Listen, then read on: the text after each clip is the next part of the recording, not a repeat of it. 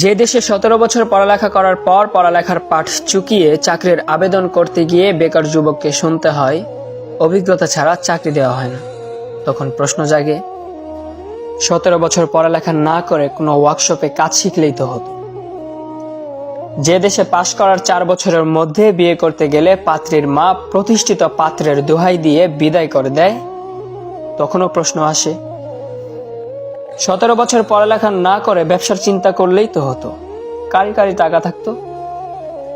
এ দেশে সার্টিফিকেট আর 2 টাকা পুরনো নোটের মধ্যে আদৌ কি কোনো পার্থক্য থাকছে?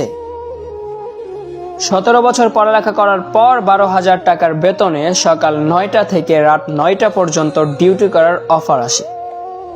তাহলে নামের আগে গ্র্যাজুয়েট, ইঞ্জিনিয়ার এসবের কি দরকার?